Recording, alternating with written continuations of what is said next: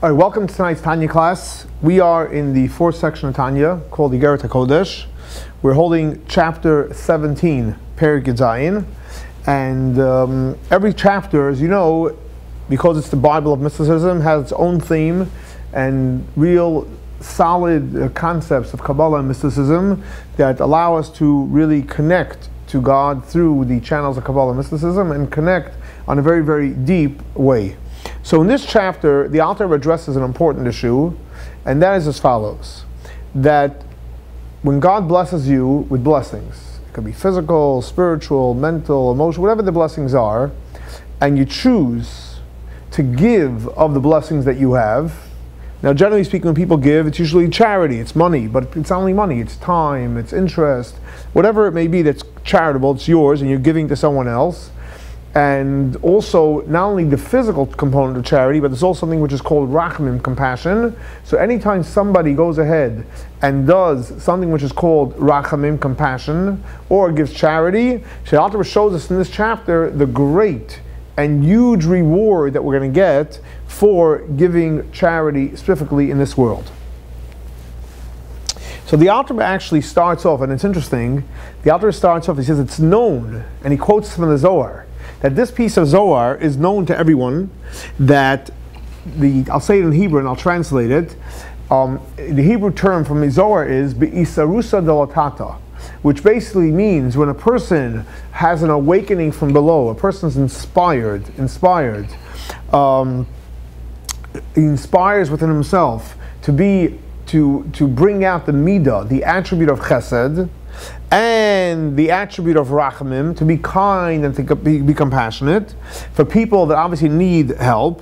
So then God gives you, it's called Isarusa de La'ila, God wakes up and says, oh, let me go ahead and do something amazing for this person, and which and the Zohar says to awaken a deep sense of rachamim from God,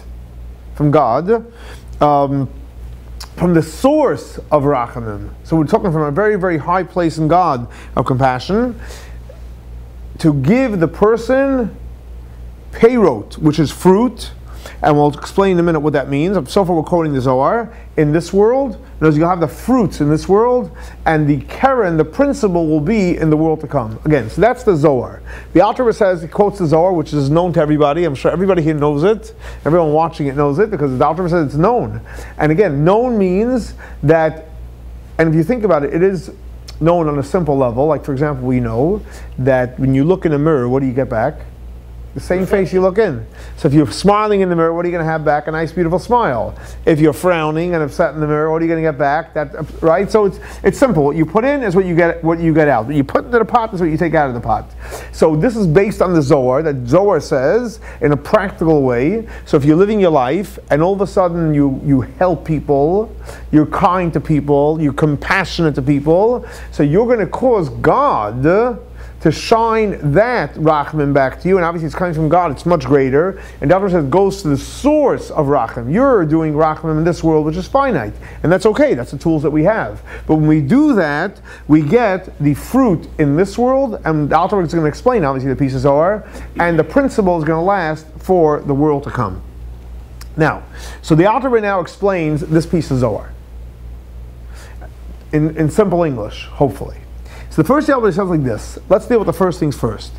So what does the Zohar say? When you go ahead and practice chesed, when you have compassion in this world to people, God will give you from the source of compassion, God will give you tremendous compassion with a lot of blessings, and specifically in this world you get the fruits. So what are the fruits?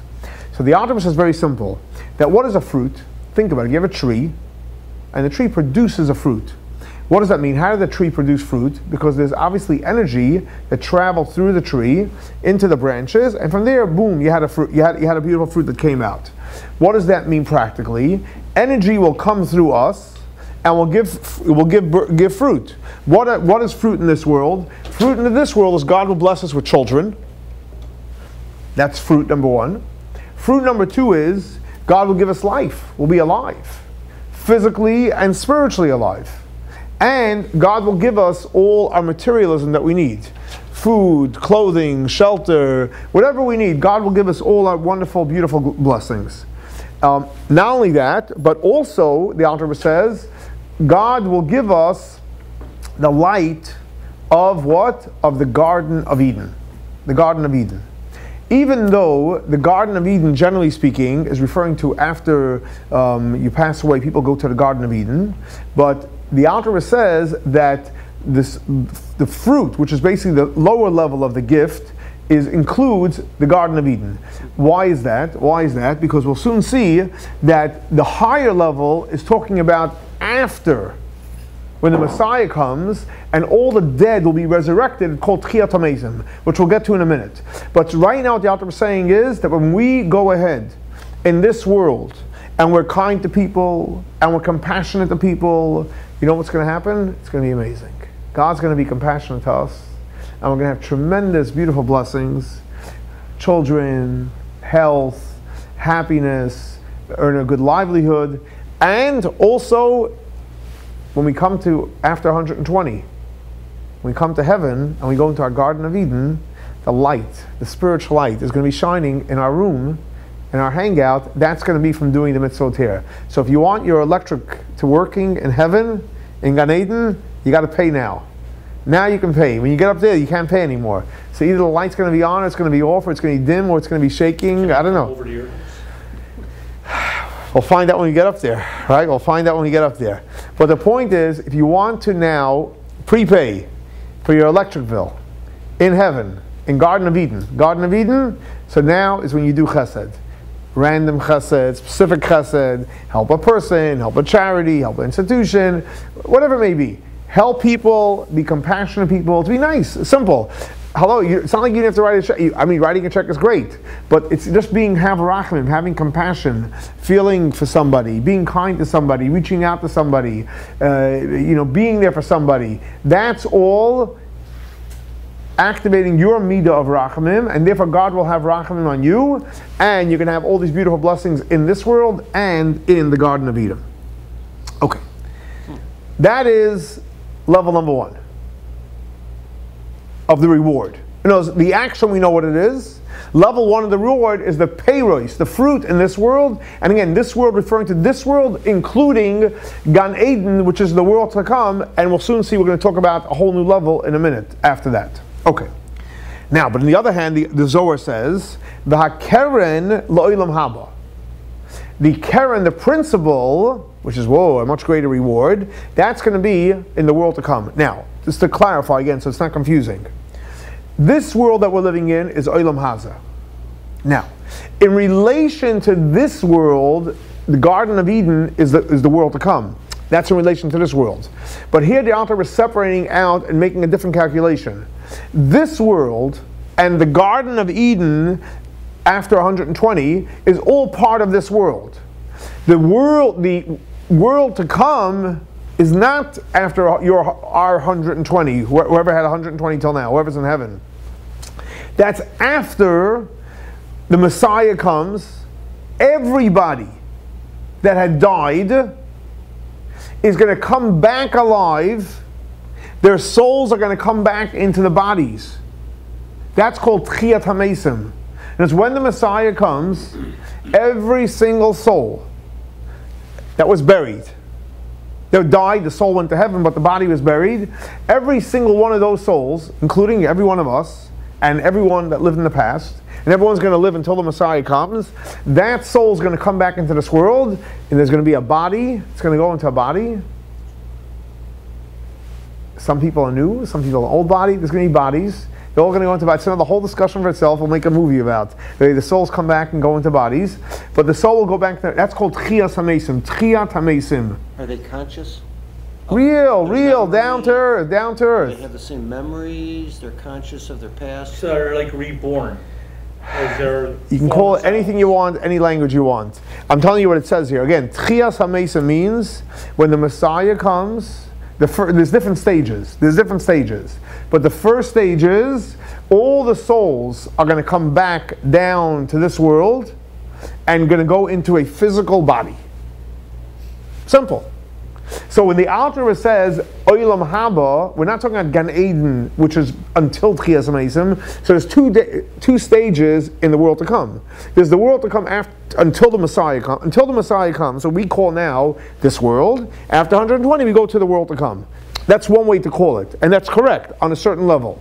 But what he's saying over here is this world, and including the world to come, which is until the resurrection of the dead, that's all part of this world. That all comes as peyrot, as fruit, from the level of us doing our Chesed and Rachamim in this world. God will give us blessings for this world and Gan Eden. Okay. But now the Alter Rebbe is going to go explain, when we say the principle of this gift of our paying the electric bill today, right, being Chesed and Rachamim, we're going to have the principle of that is going to be for the world to come, referring to after Tchias Hameisim, after the resurrection of the dead. Now, wow, this is heavy stuff. So now we have to understand what's the difference between the fruit, which is in this world, health, happiness, children, family, life, food, shelter, etc., and the light in the world to come, and in Tchias Hameisim. So Alter Rebbe is telling us as follows. He explains it on a verse in Psalms, where King David says, "L'chol tichla, re'isi kates, rachava mitzvah ma'od." And the Alter explains the second half of the verse that rachava mitzvah, your mitzvot are very, very, very, very wide and very, very in abundance. Now, the one way to look at it, referring to our mitzvot are a lot. There's a lot of mitzvot, 613 quantitatively. But the Alter Rebbe says, in this chapter, he says, if you give a look at the verse, it says mitzvah, not mitzvah, referring to Hashem's mitzvah. In other words, the Alter is explaining when King David says, Rechava mitzvah ma'od, it's referring to Hashem's mitzvah. Hashem also does mitzvot, by the way. Not by the way, Hashem does mitzvot also. Think about what's a mitzvah? A mitzvah is a good deed, right? Hashem created the world. Is that a mitzvah? It's huge, right? Hashem maintains the world. Is that a mitzvah? I'd say so. What? Yeah. Yes. And Hashem allows the infinite light to come into this world. Is that a mitzvah? Yes. Okay.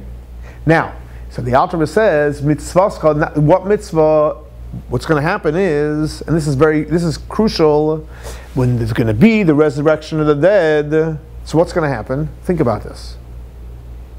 Everyone has died. The Messiah is going to come. And then the souls are going to come back into the body. That's heavy. So the Alter Rebbe says, when that period is going to take place, which we're going to call the real Olam Haba, the real world to come, because after that, that's over. There's no more this world. Wow. There's no more. Because right now, when someone goes to heaven, there's still people here in this world.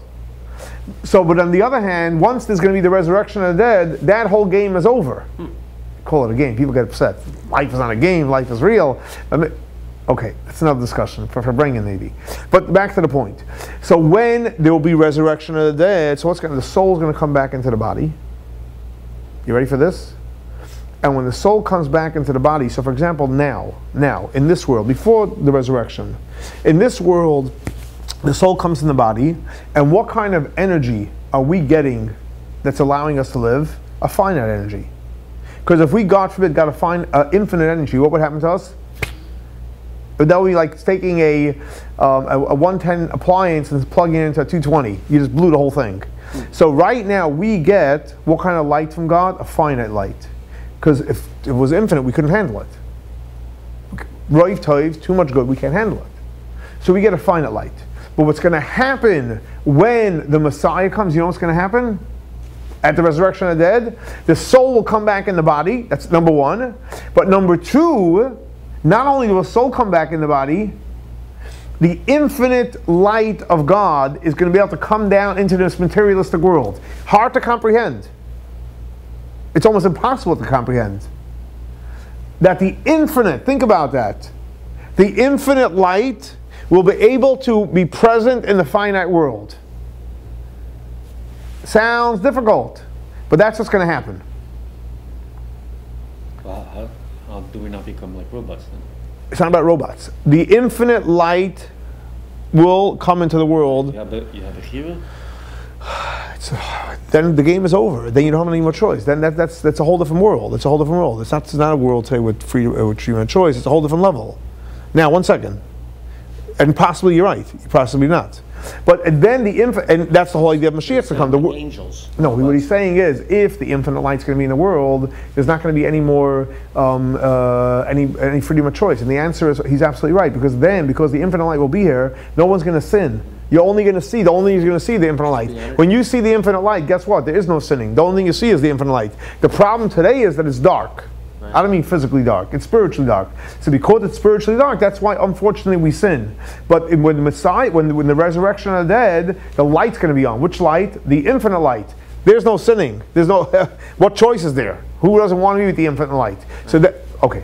Now, Got it. What's going to cause this infinite light, this powerful light, to be revealed in the world? That's what the Alter Rebbe says, what the Zohar says, Keren. The principle is going to be in the world to come. It's referring to the infinite light of God, the infinite light of God that's going to permeate, which again is hard to comprehend because it doesn't exist in our world, and it's an impossibility. That's going to penetrate the physical world when the souls come back in the body. And again, let's bring it back full circle. Who is causing that to happen? Us. Who? God. No. We are. We today, by acting chesed, doing chesed, kindness, having compassion. No, not repairing the world. Chesed and Rachamim. It's not about the world. True. It's about you going out of your box and flexing the chesed muscle, flexing the rachamim muscle, having compassion when you rather not, right? Or doing chesed when you rather not. So that's called real chesed. Chesed is alive. I didn't want to do it, but I'm doing it anyway. Hey, with joy and happiness. When a person acts in a way of chesed and rachamim, you know what happens? So we said in this world, we get small potatoes. Right, we got the fruit, the potatoes, and the potato chips, and all this small sushi, whatever you want. All right, you want a steak, whatever you want. You want a credit card, whatever it is. That's in this world and the light in Gan Eden.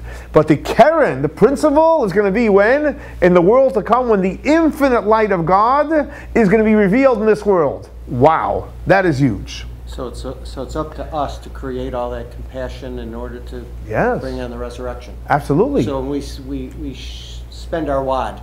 Yes. We're making it happen. We're making it happen. We're making it happen. So in other words, let's go back a little bit. What did the Alter Rebbe say? The light in Gan Eden, which is before the resurrection, versus the light after the resurrection, is a whole different light. Whole different light. In other words, like this. We'll use Kabbalistic words and we'll explain it. There's two types of light. There's something which is called Oyer HaMamali. Oyer HaMamali, simple English, means you have a cup with an 8-ounce cup. You have water to fill 8 ounces. It's a shidduch. 8-ounce cup, 8-ounce liquid. That's a shidduch. Now, what does Oyer HaMamali mean? The light fills the vessel. So the Alter Rebbe says, in Gan Eden, so we're talking about after 120, you go into Gan Eden. Wow, Gan Eden, huge stuff, right? Everyone wants to be sitting with Abraham and Moses. In Gan Eden, the most of the light you're going to get is from where, and it's great, it's not bad, it's coming from Oyer HaMamali, which means a finite light. As the Talmud says, that the world to come, and again, here not referring to after the resurrection of the dead, the world to come, so to speak, after we die until the resurrection of the dead, was created with which letter of God? The Yud. The Yud. Now Yud is a very high level. It's Chachma. But on the other hand, we know that that Yud is still a finite letter. So the finite letter is going to be revealed in Gan Eden. Now, in other words, like this. So for example, let's say you study Torah in this world. You study Torah in this world. So what happens is, you study it. How much of it do you comprehend? 1 to 10. 1 being the lowest, 10 being the highest. 2, 3. You want to put out a number? 2. 1. 1. 1.5. 1.5. All right, we got between 1 and 3. So guess what? So you sit down today, tomorrow, yesterday, whenever it was, and you learned Chumash, Mishnah, Talmud. Listen, we have brains, but the fact is we only access a small, finite amount of it. We try to comprehend, and you said comprehension is between 1 and 3. You meditate real deeply, and you push it up to a 4, let's say. But take what happens after you pass away, after 120. It is Ashrei Misha Balakan. Fortunate is the person that came here to heaven, and Talmudah, your Talmud's in your hand. What does that mean? You studied. I'm not saying you comprehended 100%. What happens is the light in Gan Eden goes on, and everything you study in this world, all of a sudden you get full comprehension. Full comprehension. And that's why it says that a person should just, if no such thing as idle time, you don't have to just study 24/7. Sit and read Mishnah, Talmud. You understand? You don't understand? If you understand, it's great. But even if you don't understand, just read it anyway. Because in this world, fine, comprehension, again, like you said, anywhere from 1 to 4. But all that you studied, right? Come to heaven, all of a sudden the light goes on, and like, whoa. But if you didn't study anything, lights on, what are you looking at? Pages. No, you have no pages. You have no pages.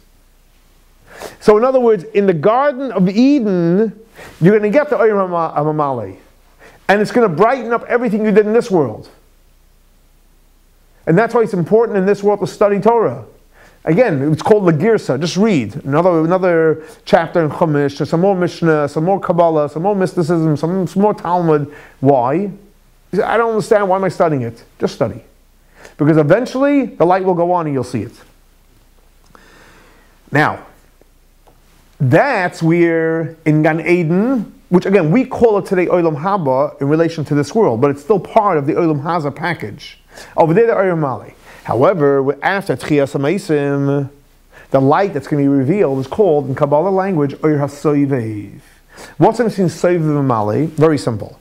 If you have a cup, we said 8-ounce cup, and you put liquid, you have an 8-ounce liquid, a beautiful shidduch. But what happens if you have an 8-ounce cup, and you have 100 ounces of liquid? And the spigot goes on, I say, listen, go get some. You put the cup there, and it busts the cup, and now you have 100 ounces of liquid mashka, not water. That's all of it. Right? Some good, whatever it is, like some good liquid all over the place. Guess what? Good stuff, but it's all over the place. You just didn't have a vessel to handle it. I give you a quantitative muscle, an example of quantity, but we're talking qualitatively. The energy, the light, that what's going to happen after, in Olam Haba, the real Olam Haba, after the resurrection of the dead, that light is so great that it's impossible to penetrate into this world. It's going to come from a very, very high level. And that's why it says that, the Talmud says, that after the resurrection of the dead, after the resurrection, we're going to be resurrected, right? So it says in the Talmud that the souls are going to come back in the body, and but it says like this: there's not going to be any eating, no drinking. It's thinking you have to go shopping, you have to go cooking, you have to go cleaning. No, right? It's great. Oh my God, he's happy, right? No Kiddush clubs anymore. What all the guys can do with the Kiddush clubs? No Kiddush clubs, right? No waiting in lines. No Amazon. No Amazon. Nothing. None of that stuff. So what are people going to do? What are people going to do? So it says like this. People are going to sit, you ready with this? With crowns on their head. And they're going to be sitting studying Torah. So, no eating, no drinking, but everyone's going to have a nice crown on their head and studying Torah. Shalom says, it's very nice. I get the no eating. Wonderful. I get the no drinking. Wonderful. But why the crown? Like, why the crown? What's the crown all about? And the Alter says very, very simple. Because think about it. What is a crown? A crown is what? A circular hat. Circular. What do we say? The infinite light after the resurrection of the dead is going to come from Oyer HaSoivev. It's so powerful, it doesn't go in. Eating, you eat, it goes within. Drinking goes within. Here, it's Oyer HaSoivev. It encompasses you. It's very, very powerful. It can't go in you. It's too powerful to go within you. But everyone's going to have that crown on them. We're all going to be able to take and enjoy from what level? Not from an internal level, which is limited, but we're going to get from an infinite level. Like, for example, as we know, for example, in the Sefirot, there's 10 Sefirot. The highest sphere is called what? Keser. Keser is an intermediary between the finite and the infinite. So we connect to Keser. Which level of Keser do we connect to? The lower level. That's the bridge of the finite. The infinite part of Keser we can't connect to. But when the Messiah comes, in other words, when the resurrection of the dead is, we will be able to plug into the infinite part of Keser. Now that's huge. That's huge. In other words, like this. For example, today we know, how do you say holy in the Hebrew? Kadosh. Kadosh, very good. What does Kadosh mean? What does Kadosh mean? Holy. No, separate. Kadosh means holy, but Kadosh actually means separate. So in this world, why are you using the word separate? Hello, you want holiness to be separate from you or part of you? You want to be part of you. Why are you called Kadosh? Because in this world, because we're finite human beings and we're limited human beings, us and holiness are two separate entities. We try to develop a relationship, keep the relationship, mend the relationship. We pray, we study, we meditate. We try to do holy things to make the Kadosh experience. Right? Now, so in this world, Kadosh is separate. But in the future world, when our soul is going to be resurrected, Kadosh is not going to be a separate, but Kadosh is going to be real. It's going to be part of us. So it'll be a union. It's going to be revealed. It's going to be a reunion, exactly. Now, but what's interesting is, hold on a second. What are we saying? In the world to come, Kadosh is not going to be, I'm here and separate. No, Kadosh is going to be revealed. The separation is going to be revealed. And what did the Alter Rebbe say? When is that going to happen? When the resurrection of the dead. What's going to happen when the resurrection of the dead? What do we say? The soul is going to go back in the body. So the Alter Rebbe asked a simple question. The soul is going to go back in the body. Why would it go back into the body? If the soul is about connecting to the infinite, why bring the soul back into the body that just cleaves to God? Who cares about the body? Who cares? Well, we said no eating and drinking, so what do you need the body for? So the Alter Rebbe says two reasons. Two reasons. I'll say it in Hebrew and I'll translate. First reason is, there's something which is called No'utz Tchilason B'Soifon Dafka, which means like this. That the end is wedged in the beginning, meaning to say is like this. The fact that God's revealed. In this materialistic world, the body, is God revealed? Much less. No. But what did God create last? This physical world, right? Atzilut, Bria, Yetzira, Asiya. The last thing he created in this physical world. So the rule in Kabbalah is, his original plan gets carried out at the end. In other words, because God is not revealed, that was God's plan. That eventually, at the resurrection of the dead, godliness should be revealed. Which part of godliness? Finite? No, the infinite part of God should be able to be revealed in the physical world. Or as the Alter Rebbe used another expression, soif masa b'machshava tchila. The end of the action was in his original thought. So the end plan is that this physical world, our physical bodies, the infinite part of God should be revealed in there.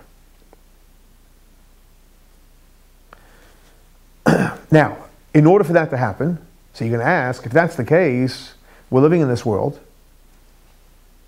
It's a finite world. So let's go straight to the resurrection of the dead. What do we need? This Gan Eden in the middle. And on one hand, we're saying it's the world to come. Then we're saying no, it's really part of this world. The world to come is going to be after resurrection. So why do we need the middle phase?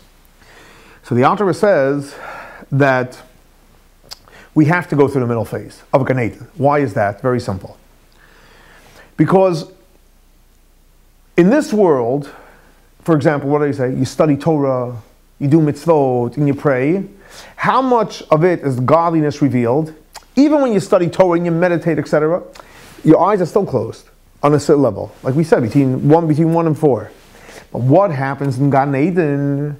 All that Torah that you studied, and all those mitzvahs that you did, and some of them you did begrudgingly, when you come to Gan Eden, you know what happens? The light goes on, the light of Chachma goes on, and all your actions, and all your studying of this world, now gets full of the light of Chachma. That goes on. When you finish that level, then you go into the ultimate level, which is Tchias HaMeisim, and then the infinite part can come in. So there's 3 stages. Stage number 1 is this physical world. This physical world, what's revealed?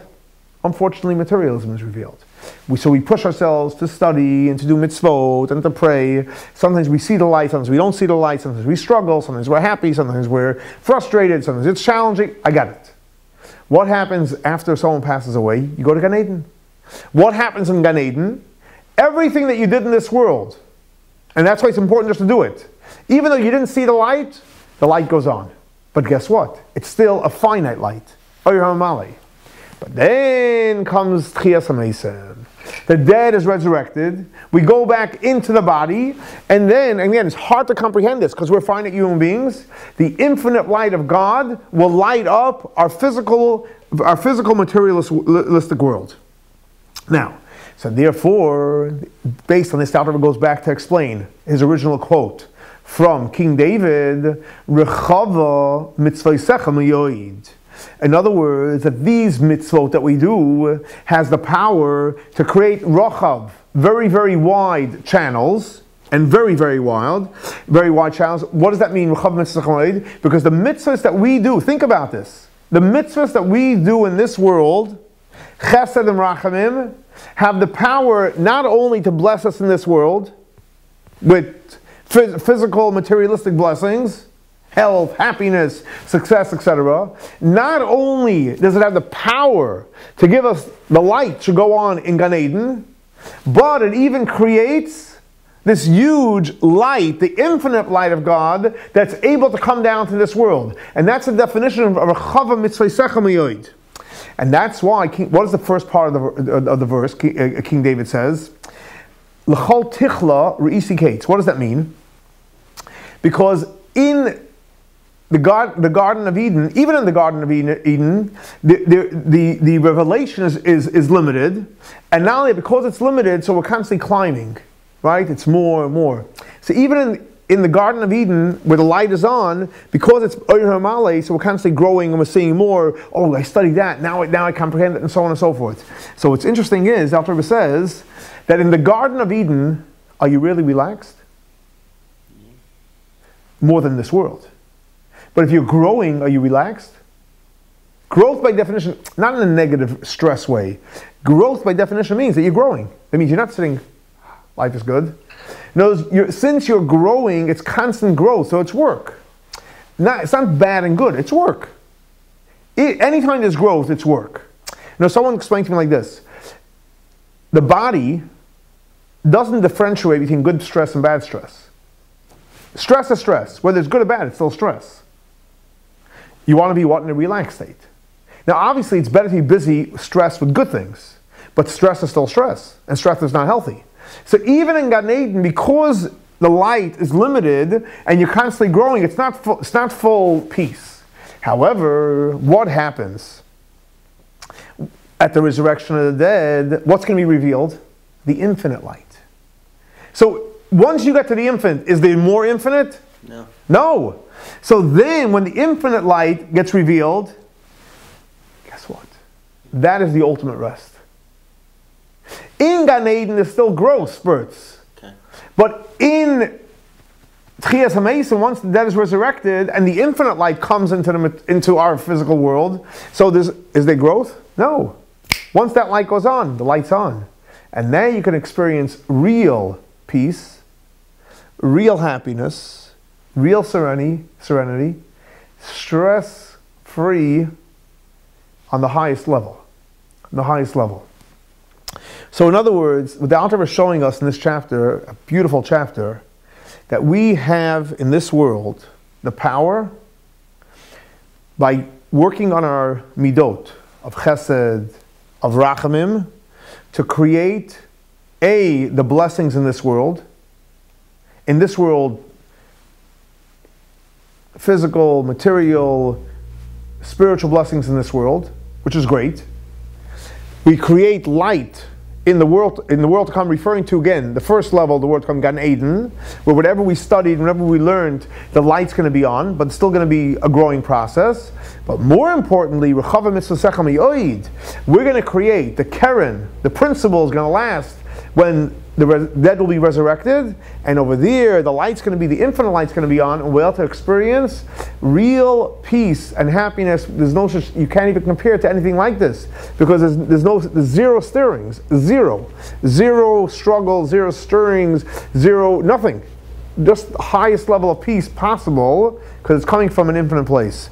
So, obviously, chapter 17 in Tanya, Igeret Hakodesh, is extremely important. Because if you study this and you remember this, you'll be busy investing for the present and for the future, and you'll have the greatest returns on your investment, because you'll achieve, A, today, tremendous blessings, and B, more importantly, when the dead will be resurrected, you'll have true and great peace coming from the little, think about it, what are you doing today? It's hardly nothing. Think about the return on the investment. Well, we're giving a few pennies to charity, a few dollars, we're helping somebody. I mean, think about the return. And that's also a huge Rexhava Mitzvah. That's also, the Alter Rebbe says, it's one of the big gifts God gives us. That He allows us to do like a little something today that will give us tremendous and great blessings.